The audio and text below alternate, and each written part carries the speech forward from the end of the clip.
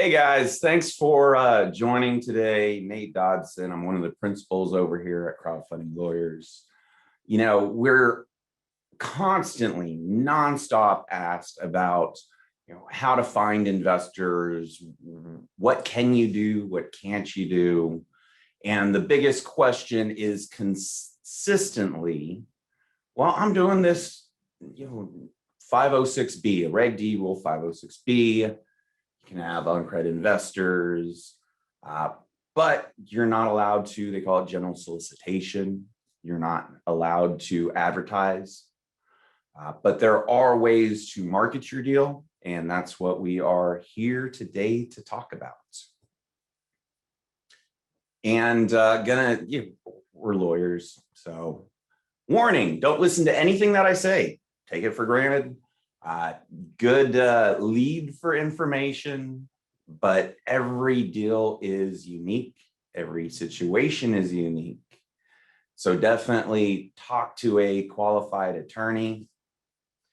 If you are looking to do any sort of securities offering, there are just a lot of pitfalls. And today we're going to talk about a lot of those pitfalls and opportunities when it comes to marketing your private securities offering.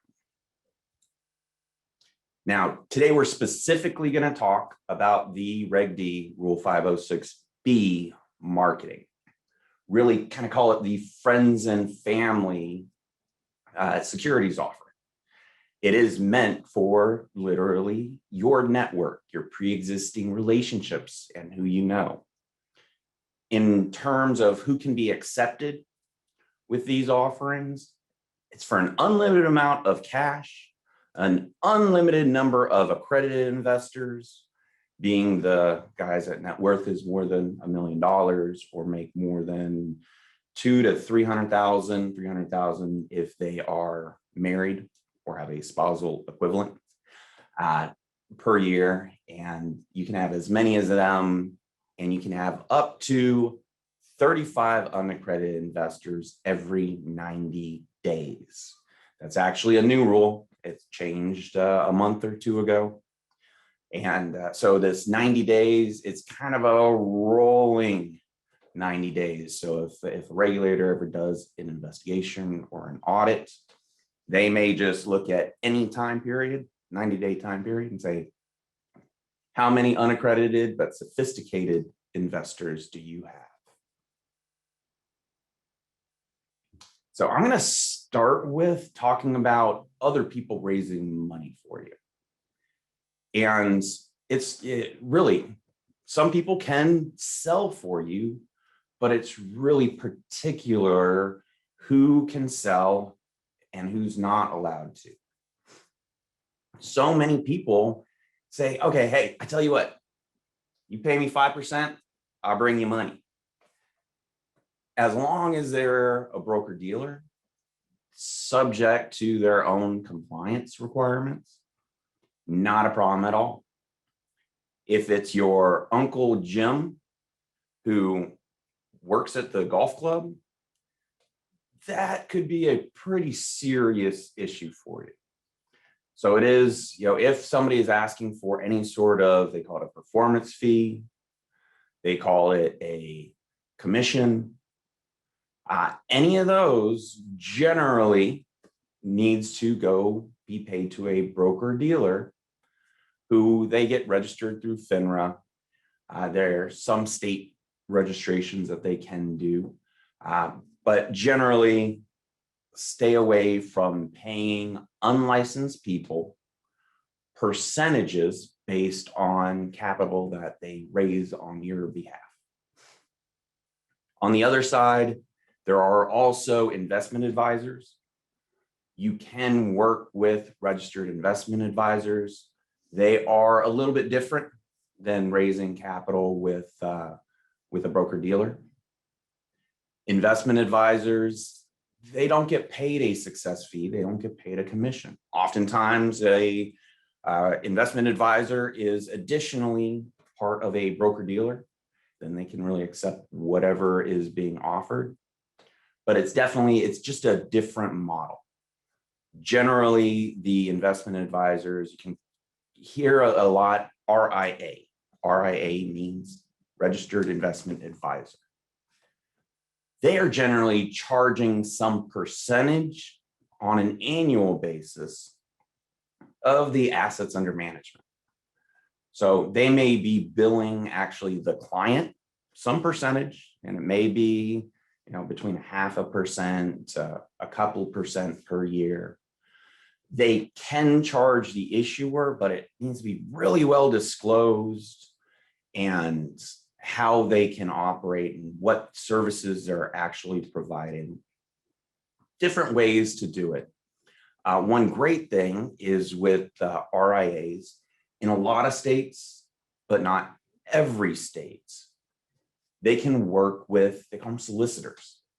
A solicitor can find investors, deliver them to the RIA, get paid some fee or some share, but actually don't participate and aren't involved with the actual investing advice.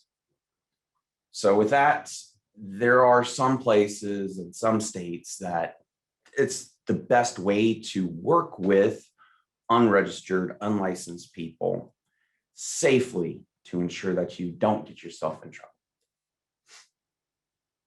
Now, another massive change that has just recently happened is there used to be a complete limitation, no general solicitation. With the 506B, they have a new opportunity, they call them demo days, where you actually can participate and do seminars to angel investor groups, to incubators that are looking to fund your startup companies, also through universities, educational platforms. I'm sure lots of you have been to, you go to an MBA program, and they may have where everybody is up there pitching their startup ideas and their plans and what they're trying to accomplish. Well, that's a great way to do it. It was kind of flying under the radar for a long time. The SEC laws got updated just in March. Now, all of a sudden, you're specifically allowed to participate in these performances. With the angel investor groups, and I've known some that have been going on for decades, they will charge the issuers a fee. It's generally a flat fee. It's never based on some performance commission. They'll charge a flat fee to give you the opportunity to go and present your opportunity, present your deal to a room full of accredited angel investors.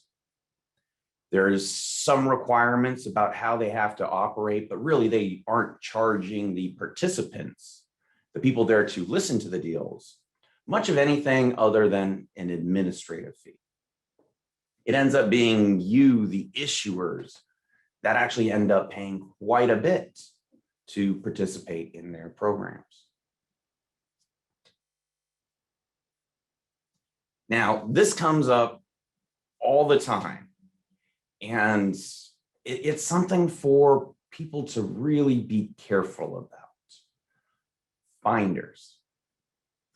There are no action letters. A no action letter is you can write to the SEC and say, we're planning on doing this, we are doing this, and we're looking for guidance, and for the SEC to say, as long as you're doing exactly what you say you're doing, we're gonna not take action against you.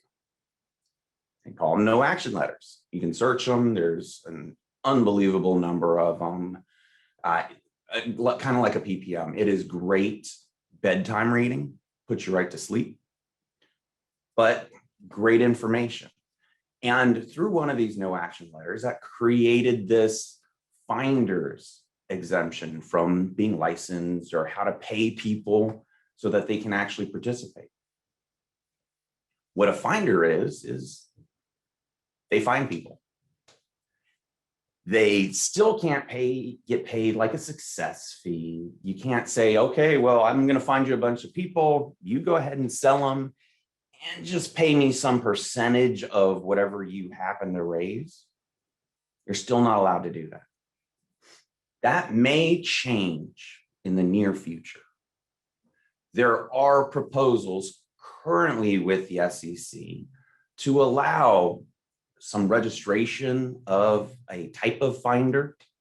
Some have to be through a broker dealer, others would be kind of different. But all those rules, they're still coming together. They're still out there in the stratosphere. Nothing is definitive yet. So there may be some great opportunities down the road with the finders, licensed or unlicensed finders. But for right now, today, 2021, what you can do is pay somebody to introduce you to prospects, whether or not they're qualified, unqualified, accredited, unaccredited. If they're just handing you a name and contact info, you can pay them some amount for that, not contingent on whether or not that person actually invests, but just simply for delivering the lead. It can work out great. And also, big risk is people can take advantage of that. Rip out a page of a phone book. Here you go. Here's 100,000 names. Pay me. So if you ever want to work with a finder, another one of these situations, make sure you're getting very specific guidance from whatever securities counsel you're working with. Have an agreement in place so there's not the surprises coming out of the woodwork of, hey, I delivered to you 1,000 names. I want my $50,000 per the agreement right now. The reality is there should be some action, but there's also a lot of limitations. And any agreement that you have with your finder needs to have the limitations of what they're not allowed to do. Specifically, there are some states that say, okay, if you're acting as a finder, there is only certain information you can provide. Other states say you can't really provide any information. Consistently across the board, though, is finders cannot participate in the sales process unless they're with the broker dealer. So finders, they may talk about finders also being licensed broker dealer participants. And as long as they're working through that broker dealer, they actually are allowed to receive that performance fee, that commission. I'm really focusing on the unlicensed finders at this point. So with the Reg D 506B, where are you going to find your investors? The investors, your investors, generally are coming from your pre-existing relationships. With the pre-existing relationship, that actually is pretty self-explanatory. It's a relationship that exists before the sale. It doesn't actually matter if it is, oh, I'm sorry, I said that wrong. It exists before the presentation for the investment. As long as you're not creating the relationship specifically for the purpose of just making this particular sale, and you're not creating the relationship through some sort of general solicitation where you're pitching your opportunity, and it happens, before the offering is started is great. That's a wonderful bright line to know. There are some testing the water opportunities, but that's completely different webinar altogether. But it is okay to create and have new pre-existing relationships after the start of the offering. But it still needs to be a pre-existing relationship before you're actually pitching the investment opportunity. And what that pre-existing relationship means is it's substantive. You're talking to people, you know them, they know you. You know, there's some level of discourse. And that level of discourse should be above, hey, I just sent you an email. You haven't sent anything back. You haven't actually interacted. There's really not a relationship there, even if it may be a pre-existing communication. So that's really a lot of what to hone in on as you are personally, you yourself, marketing your 506B, your no general solicitation permitted. It really comes down to you building your own network of pre-existing relationships with qualified investors. Now, just to kind of bring up, where are you going to create these relationships? In no good order, but just to get your thoughts going. You know, you're in business. Think about going to the Chamber of Commerce. You can always do charitable events. The amazing thing about charitable events is people giving charity oftentimes actually have money. And everybody has always heard the golf club. As a avid yet horrible golfer myself, I will say that it's a wonderful place to meet new people and to embarrass yourself right off the bat as those balls go into the stratosphere. But golf clubs, great place. For the boaters, there's options. You know, well, there's just a number of different ways and different groups that you're quite literally just personally networking. You're getting to know people. Now, past your personal network, you're actually out there shaking hands, saying, "Hi, I'm Jim Jones." There are some other options, and we're going to talk through those a little bit more. And one of the first things, and as you're guessing, we're expanding our network, our personal pre-existing relationship network right here and now, doing our own webinars. This is absolutely a general solicitation when I invited you to come and learn about this. But I'm not here selling you an investment. I'm here giving to you education and information in an area that is not restricted. Now, that's a big part of what to think about is in targeting your audience and targeting who you can bring in, what's going to end up engaging them? Why are they going to come back for more? I am hoping that every one of our past clients is out there listening to this right now, and they either are doing their webinars, they have their newsletters we'll talk about, they're doing something to continually expand their network. But you know what? It may be something as simple as, I'm not going to tell you about this particular investment, but let's talk retirement. Do you know the benefits of doing a self-directed 401k? Don't you want to know more? I would love to teach you about that. And let's be honest, anybody that's doing that generally will have quite a bit of money as well. But that's not the point. The point is to offer the education, to offer the service, to expand the horizons.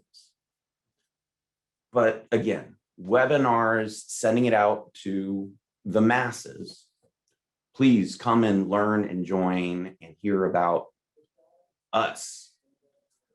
That is absolutely a general solicitation, unless, and that's where this does create some opportunities to do some mass marketing, but you need to be limited. Restrict any email blasts, restrict any communications regarding your offering. to specifically your group of pre-existing relationships, your group of people that you in fact know. So you actually can do a seminar on your 506B that you aren't allowed to advertise for, you aren't allowed to invite anybody that you don't actually know, but you absolutely can do that with your current list of investors or pre-existing relationships. Another idea, newsletters. Newsletters are there to garner interest, to offer that education, to expand the opportunities for prospects to learn about your areas of expertise, learn about areas of their own interest. And it doesn't necessarily even have to do specifically with the investment world. A newsletter on cats, big cats, rescue cats, that is very engaging. People are interested in big cats. Well, you're creating those connections. Well, take it one step further. Just the fact that they receive some newsletter, that's not a pre-existing relationship. But now you have more people to talk to, and you have interesting things to talk about. So you know what? You've got an opportunity to get to know people. And that's part of what all of this is about. What's networking? It's knowing people. What's a pre-existing relationship? The people that you have networked with and you know and you've been introduced. So, just to kind of talk about you're starting to plan out your marketing strategies, to kind of dig into a little bit of what is your goal. We're starting with what's your message? And I bring that up because you are so limited in terms of your actual investment opportunity, your 506B opportunity, in what you can say about that. What are you going to talk about? Is it going to be the big cats? Or possibly you're helping pilots learn that there are wonderful investment opportunities for them to get into their retirement. But talk about annuities.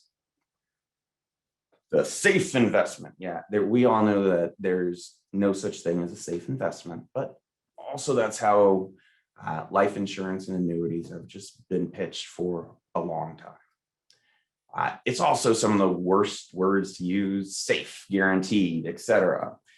Well, that's okay. But in any case, you do have to figure out what's your message, what are you trying to put out there in the world, and are you actually allowed to? Then design the message. What's going to be your medium? Is it going to be online, where you create some sort of a Facebook group? Never do a Facebook group on your investment. But you do have opportunities to get into those areas of interest. The golf page, the happiness now page, better life through yachting. You can absolutely have an online presence, growing a community, creating your connections. You can do it online. You can do it through newsletters. You can do it through email blasts, as long as you're able to engage people, where there's two ways of communication. So you have to design your message. And then, of course, who's listening? How are you going to deliver that message? Can it be online? Yes, but not about the investment. Can it be in newsletters? Do you have a pre-existing relationship with everybody that it's going to? How about an email blast? again, it's kind of like that webinar opportunity. An email blast that's limited to those people that you actually have a pre-existing relationship with. And in fact, is that even an email blast? That's sending an email to Graham. It's allowed as long as you have that pre-existing relationship. They're part of your network of known people. You buy a list from one of those countless list contact sellers, that there's nothing there other than solicitation generally to engage in some way, shape, or form. If you're doing that for the purpose of and specifically targeting that 506B, that restricted private offering, that can absolutely cause you some issues. Again, it's what are you marketing for, and how are you creating your investor base, even without really focusing on the investors at that point. And then the biggest secret of creating a network is keep doing it. This probably seems kind of straightforward and self-explanatory, but you know what? If you send out an email blast once, guess what? It happens once. You have a monthly newsletter that is consistently delivered to your network of interested people, then they may actually be looking for more and more interested in engaging with you and learning more about you, what you do, and what opportunities you have. After that relationship has been built, you're actually moving forward. You can absolutely make that investment offer, but just be very safe. The general solicitation restrictions, if you lose your securities exemption, there are consequences if you don't abide by it properly. If they say, okay, you've been generally soliciting, you can't rely on the Reg D 506B as an example. The securities regulators or courts can require, they call it a right of rescission, or just simply a rescission. You have to give all the money back. And the expressed, well, I spent the money, I invested it. That doesn't hold a lot of weight or any. So it can end up being a personal obligation to return all the investors' money, potentially with court-ordered interest on top of it. So be very careful when it comes to this general solicitation or advertising in an area that you're simply not allowed to advertise. So there's a high level, I know, well, great. We've talked about the network and how to create relationships. Now let's talk about actually the investors. And I know this comes up so often. And who are the investors? The investors are your network. And if you're contracting with a sales group that is allowed to sell on your behalf, the RIAs or the broker dealers, you can reach into their network as well.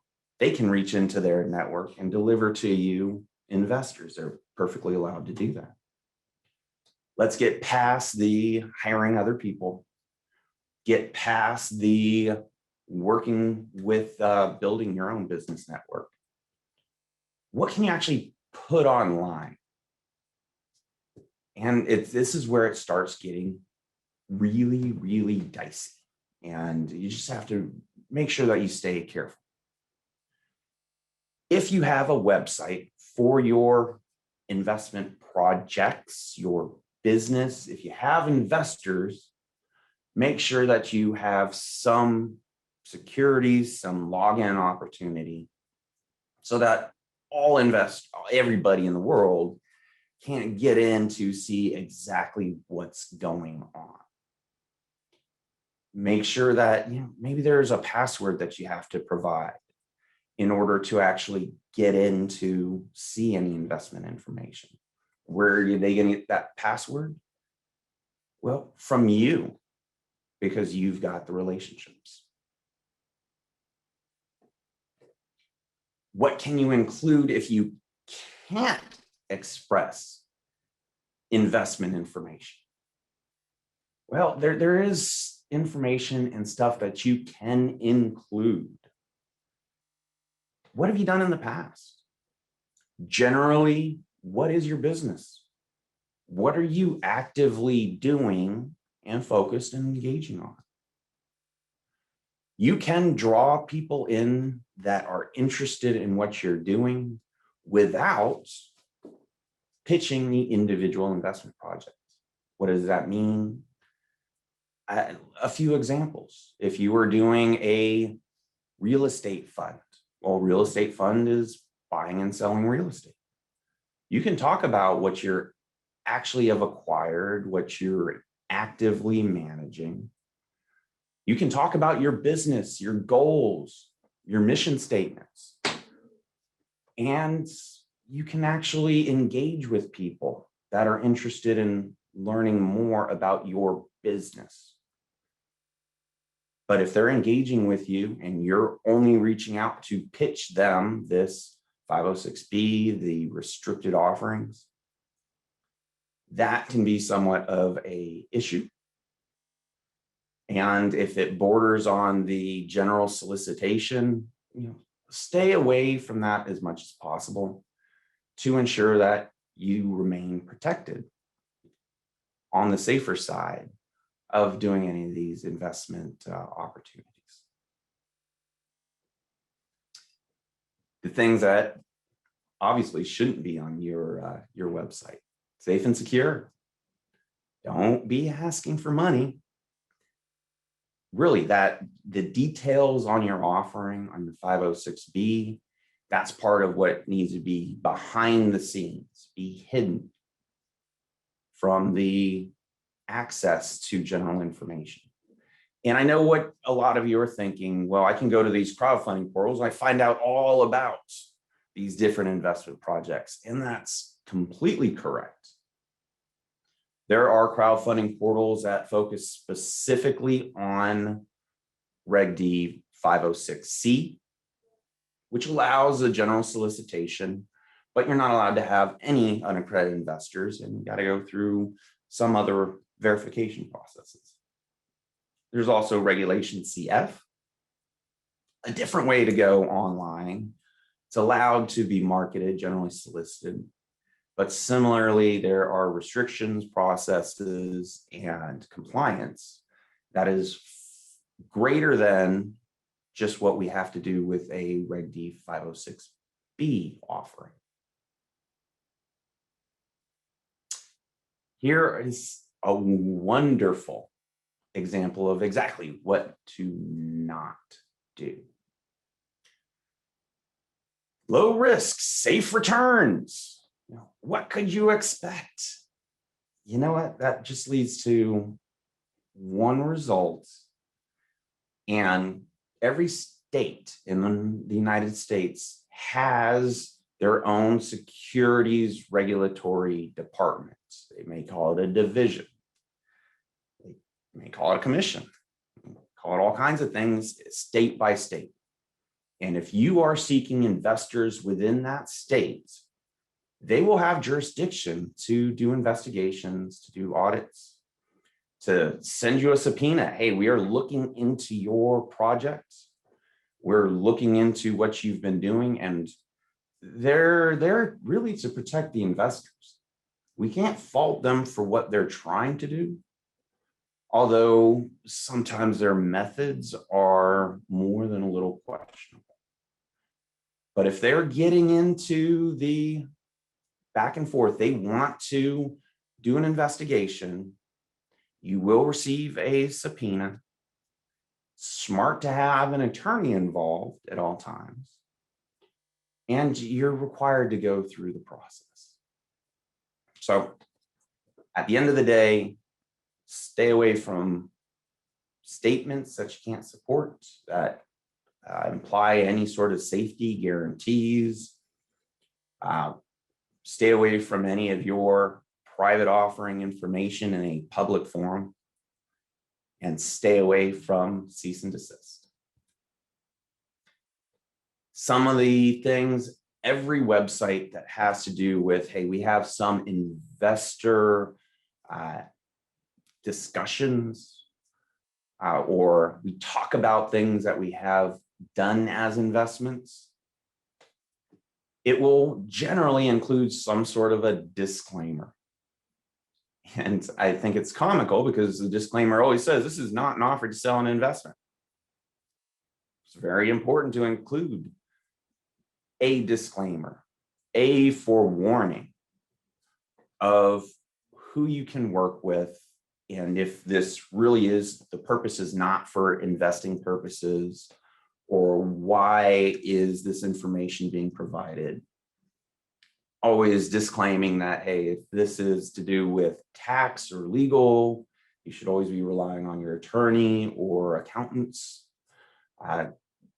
You should be discussing with your attorneys what type of disclaimers go on any type of marketing materials you plan on using, including websites.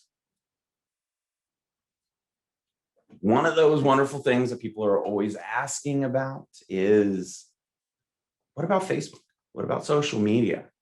What can I talk about in order to find investors on social media? I refer back to everything that we've just discussed. And there's not many, I'm sure somebody can come up with something, other strategies to find new investors where you're not allowed to find them. And that general solicitation, that's the bar. That's the requirement. But, can I find investors on Facebook? Actually, yes. Not for the Reg D 506B, what we've been talking about this entire time. There are those other options and opportunities, the 506C, accredited only, no unaccredited. Regulation CF has to be through a FINRA registered crowdfunding portal. Can have accredited or unaccredited, but there's compliance, there's oversight. And finally, there is actually a Regulation A. Regulation A is kind of for the big boys. It is a minimum of a $20 million raise, a maximum of a $75 million raise.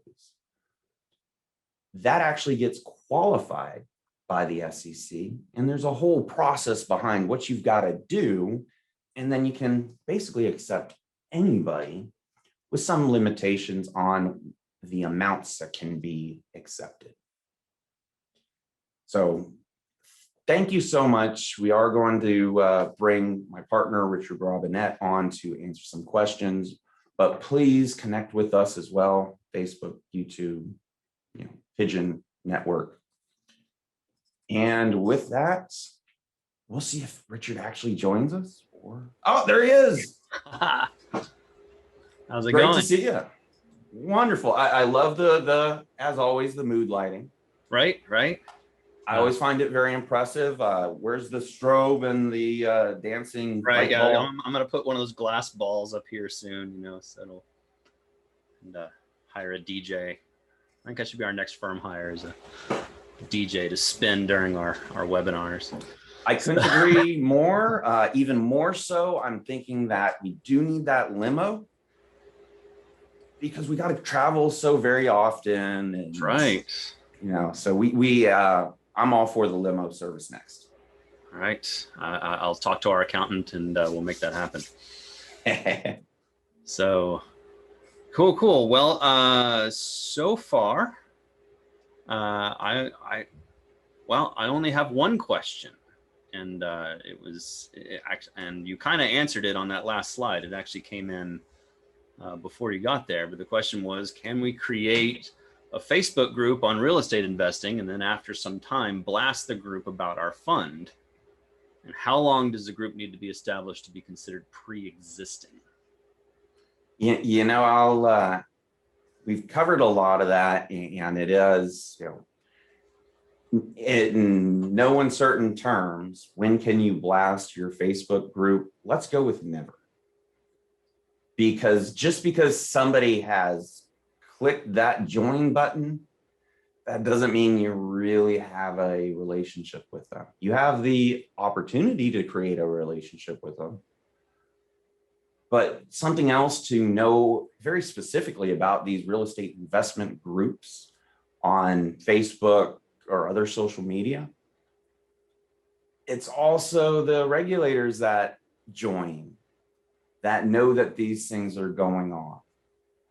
I would have to say a super majority of people that I've seen and known that have had problems in the past comes up most often with something being posted online on Facebook. And then there's, going for a deposition, and it's the prosecutor is pulling out Facebook postings. And so that's, when should you be able to? Never. When do you have 506B? Correct.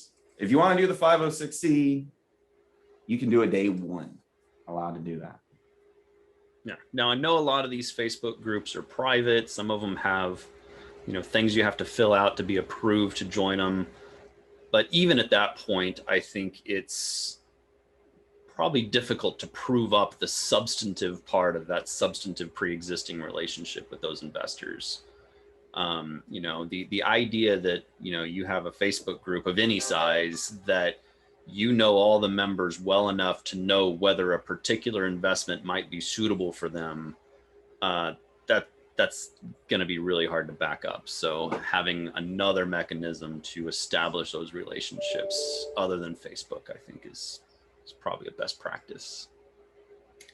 Could not agree more. You're a wise guy. And we've got a silent bench today. That was our only question that came in on the Q&A. Makes me sad. But we always appreciate you taking the unbelievable amount of time that you do to make sure that it's all adequately covered. I did a lot. I had to turn my lights on. Oh, hey, okay, we've got another question. This one comes from Michael. He says, if your sales process breaks down in these meetings in order: 1, invite for coffee, no investment talk, just BSing. and 2, I would not admit that when I'm doing a securities offering that I'm BSing. That would be a bad idea. That could be taken wrong. And 2, second meeting to talk about the investment offering. So is that enough if I just take you out for coffee and we shoot the shit about the weather and the Rangers? Can I then pitch you a deal next week? Is there a substantive relationship there? And if I was your attorney, I'm arguing absolutely. If I'm a regulator, I'm arguing, well, absolutely not. And now you got to give you the money back. So at the end of the day, more is better. The longer time period that you've known people, the more communications that you've been having, all of which genuinely helps. But if you went and had coffee, it's great to meet you, Jim. Next time I see you, Jim, I've got this amazing opportunity. Yeah, I would go with insufficiently substantive. I think an important point is that this is not just talking about the weather, talking baseball. This is you learning something about their level of sophistication and their financial position. You don't need to get all up in their business, but do they have experience investing? Do they invest in other things? Do they have a reasonable net worth where they could invest in your deal and it not destroy their life or even really interrupt their life if they lost all the money in your deal? And if you don't know those things, that's the substance there. And if you don't know those things, you don't know your investor well enough to really be pitching their deal. And if you hit too many people that aren't suitable, that's when the SEC is going to be going, you're actually just kind of doing a public offering.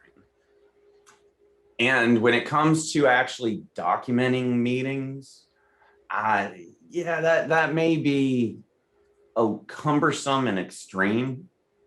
Realistically, what will end up happening is an investor complains, and a state or regulator or SEC is hearing their story. And they're the ones, the complaining investors, they're going to say, I barely knew the guy. I only had coffee and we BS'd. And then he pitched me out of my life savings. So it's not as much actually documenting it all. It is substantiating, and everybody's memory is unique. But having that substantive, substantiated relationship, and if a regulator comes in, they may ask, well, how did you know all of these investors? And they're not going to say, they actually may think it's kind of weird. On January 3rd, I met Sarah for coffee. We discussed butterflies. Yeah, that may be a little extreme. So butterfly futures. We're talking about butterfly futures. That's, what, I've heard them, and tulip bulbs. Put all the money in that after you've gotten rich off Dogecoins. Tulip mania back in the day. That was okay. Thomas asks, do accredited investors need to be sophisticated as well, or can they be dumb as a rock? I would not put down rocks. Rocks are nice rocks too. That actually is not part of the requirements that they are sophisticated, but it does not change the fact that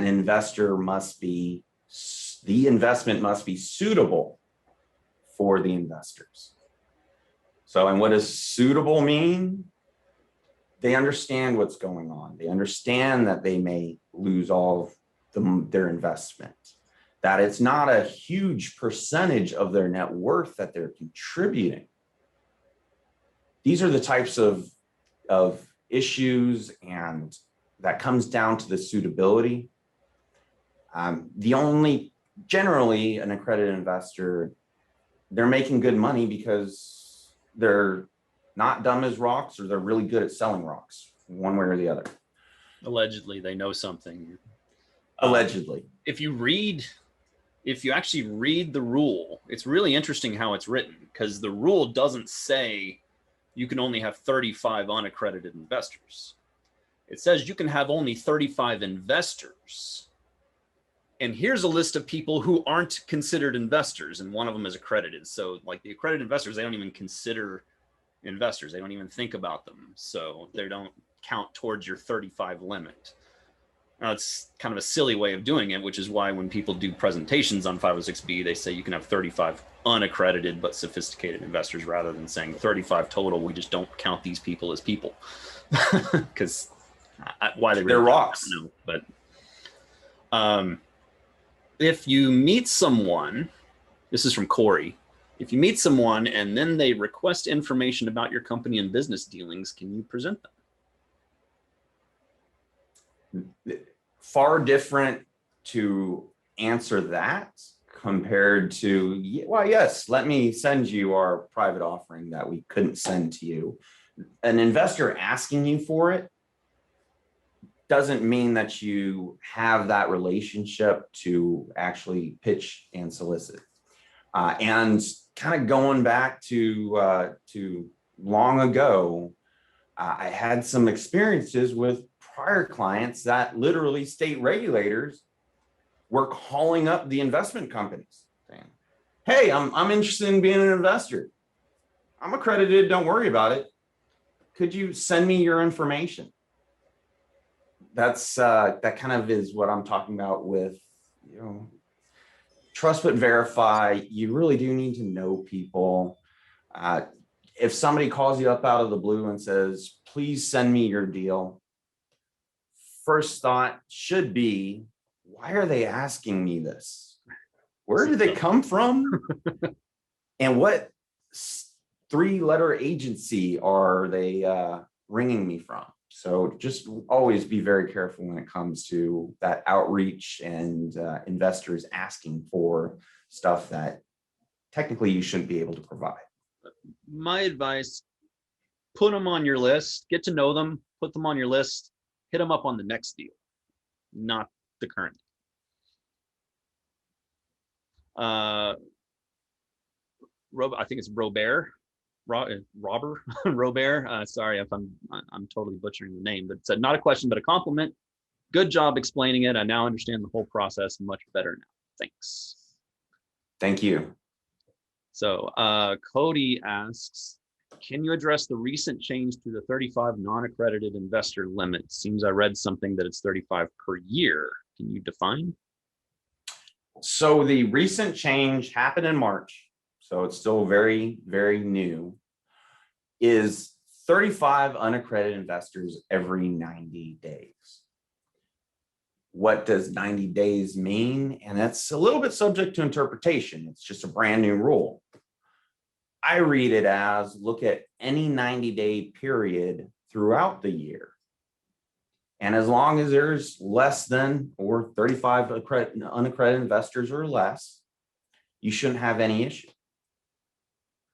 So I don't see a way to interpret it to say you can only have 35 for the year when you may be raising money for the entire time period. And the rule is very specific to the 35 unaccredited investors in every 90 days. Okay, and here's a question. So I think this is getting towards the accredited definition with financial credentials. It says, how does getting a Series 22 fit in here? Do you have to be represented by a broker-dealer, or can you get a Series 22 and legally pitch private real estate deals? You actually can't get your Series 22 unless a broker-dealer opens the window for you and intends to be working with you. So long story short, it really doesn't matter. And in fact, this is a really important thing for people to know.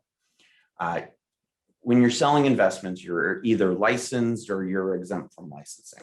Broker-dealer is part of that licensing. Series 22, you can sell private deals. However, everybody that is not licensed is generally relying on the issuer exemption. And the issuer exemption is you have substantial duties and obligations beyond just raising capital. You're not getting paid for raising capital. You're only working with an issuer per year. And you haven't been with another broker dealer over the past year. So that's, I respect the question and wanting to do it right and having all the knowledge and selling it. But if you get your license and you're with a broker dealer and then you want to jump ship and do your own deals, you've got to be waiting 12 months before you can rely on that issuer exemption. So that's an important thing to remember all. That's all the questions we have in our chat box. So that was real good. Well, thank you everybody for taking your afternoon with us.